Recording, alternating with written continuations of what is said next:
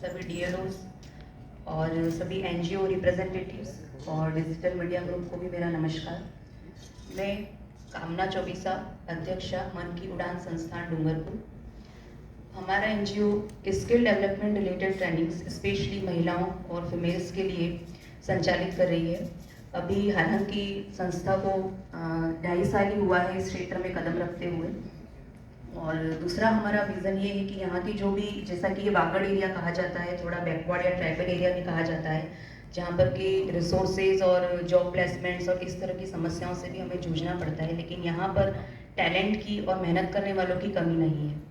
तो उसी क्षेत्र में हम स्टूडेंट और जो यूथ हैं उनको जितने भी डिस्ट्रिक्ट लेवल डिपार्टमेंट से या फिर जो भी यहाँ पर इवेंट या प्रोग्राम्स होते हैं उनके माध्यम से यहाँ की जो प्रतिभा है उनको आगे लाने का प्रयास किया जा रहा है, उनको मेंटरिंग की जा रही है, उनकी गाइडेंस दिया जा रहा है।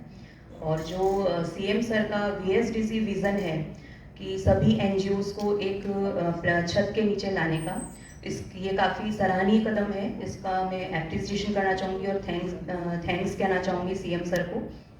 इससे ये होगा कि पर्टिकुलर से हम डिस्ट्रिक्ट को लेकर बात करें तो डिस्ट्रिक्ट में कौन सा सभी एनजीओज होते हैं, उनका वर्क ऑफ एरिया और जो वर्क ऑफ इंटरेस्ट होता है वो अलग अलग होता है। तो इससे एक तो ये चीज़ आइडेंटिफाई होगी कि कौन सा क्षेत्र है वो किस, और उससे रिलेटेड जो सरकार की जन कल्याणकारी योजना है वो उस क्षेत्र तक पहुंच पा रही है या नहीं पहुंच पा रही है। दूसरा, जो एनजीओज हैं उन्हें भी एप्रिसिएशन मिलेगा कि हम भी इस क्षेत्र में और आगे बढ़कर काम करें, हमें भी अवार्ड्स और अचीवमेंट्स मिलेंगे।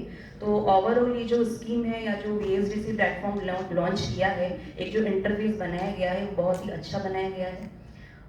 तीसरा जो मेरी क्वेरीज है वो मैं कहना चाहूँगी कि अभी तक इसमें जो रजिस्ट्रेशन और एक्रेडिटेशन प्रोसेस है वो कंप्लीट हो चुका है। लगभग मैंने भी 2 महीने पहले ये चीज़ मैं कर चुकी हूँ, मेरा एनजीओ कर चुका है।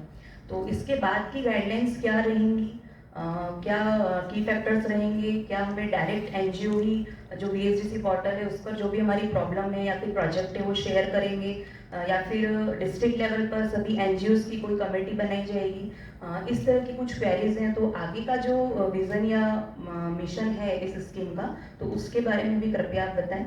और स्पेशली जो महिला एवं बाल अधिकारिता विभाग है उनसे मेरा ये क्वेरीज है कि यहाँ पर आईएम शक्ति कौशल सामर्थ्य योजना भी संचालित है इस विभाग के थ्रू, तो इसके बारे में मैं जानकारी लेना चाहूँगी। क्योंकि हमारा जो एनजीओ है वो मल्टीटास्किंग है, चाहे वो skill development related training education से रिलेटेड हो या फिर डिजिटल और फिनेंशियल लिटरेसी से रिलेटेड हो, अवेयरनेस से वर्कशॉप से रिलेटेड हो, आर्ट एंड कल्चर से रिलेटेड हो। जैसा कि अभी नेक्स्ट जो पाइपलाइन में राजस्थान युवा महोत्सव सीएम सर के निर्देशानुसार सभी ब्लॉक, डिस्ट्रिक्ट और स्टेट लेवल पर संचालित हो रहे हैं, उनमें भी हमारी एनजीओ का पार्टिसिपेशन है। तो उस मेनली जो मेरा फोकस है वो डिजिटल लिटरेसी स्पेशली महिलाओं के लिए, और स्पेशली महिलाओं का जो इंटरेस्ट है या जो स्किल है जिसके लिए वो टाइम नहीं निकाल पाती हैं, तो इस तरह की ट्रेनिंग्स उन्हें दिलवा कर सेल्फ डिपेंडेंट बनाना और सेल्फ अर्निंग वो कर सकें और अपनी जो एक यूनिक आइडेंटिटी होती है वो बना सकें।